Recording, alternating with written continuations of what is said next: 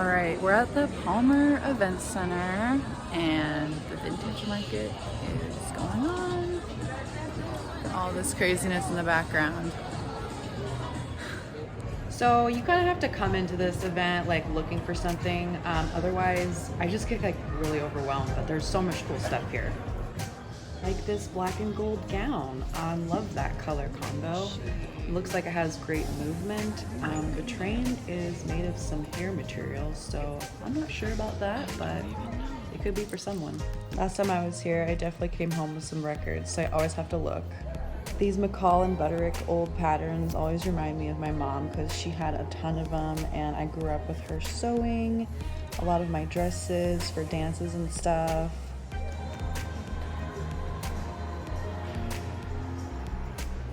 I do think furs are great pieces. I'm just usually on the fence, it has to be a particular kind of fur. I also, since it's made of animal, I'm not sure about it, but I do, I'm an omnivore, so I can't really say I disagree, but it has to just be the right one. And I live in a predominantly warm place, so I don't really have a need for that, staple piece. Hawaiian shirts though, there's always a time and place at a tiki bar, or if you're, doing some river floating, to just embrace your Jimmy Buffett. So these boots off to the right here were so cute, way too big though. I freaking love the red goals. I wasn't really looking for belts, but there was a lot of good ones, mostly Western. They had some great embroidery on them, and they're pretty inexpensive as well. So my goal on this trip was to find boots. They were all way too big though, men's sizes.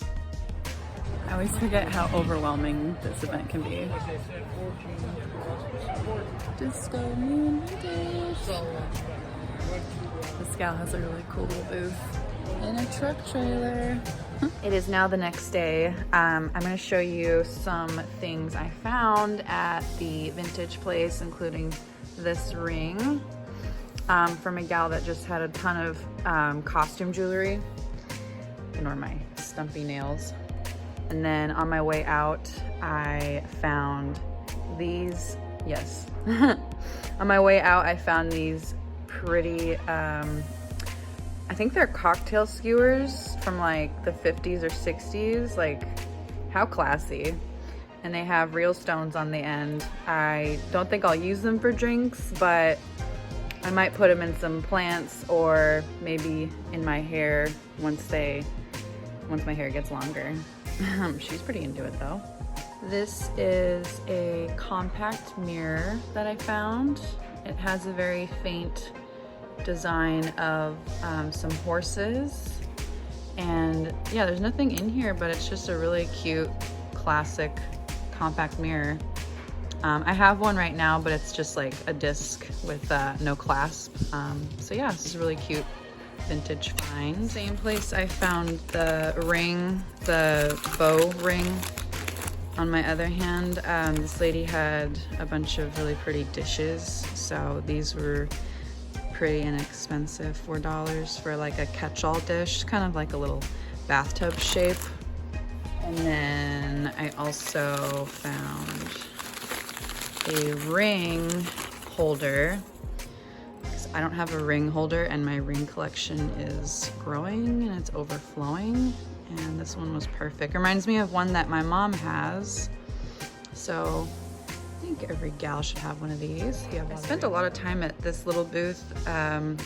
It was a lot of estate jewelry and chains. Anita Antique. She had various pocket watch chains from Victorian time and 80s, and I don't know what else, but I found this chain separately. I think she said it was brass, and then she also had a bunch of magnifying glasses. She had silver ones and gold ones, and this just reminds me so much of Madonna and Desperately Seeking Susan. So I was like, well, I'll get the chain and the magnifying glass and make a necklace. Super, super 80s. And then she also had, this one was really pretty. Mixture of metal, I think mostly copper. It's kind of a coppery color. but I like it because it's kind of like a heart or like an animal shaped face. So I found a chain, another chain that's kind of similar in color. It's a brass, I think, vintage brass, and it kind of matched the color of this. So I got this actually at the Uncommon Objects shop, the chain. Stop! The same booth that I was just talking about, the gal with the locks and the magnifying glass charms. So I got this chain. It's an 80s pocket watch chain. I love the like big clasps it has, so you can add a bunch of charms to it. And then she also had a ton of different charms. She had like compasses and like hands, like old medieval hands. They're really pretty decorated. But I found this one that's a lock, and it actually has a key on it, and it does unlock for real. Let's see if I can show you.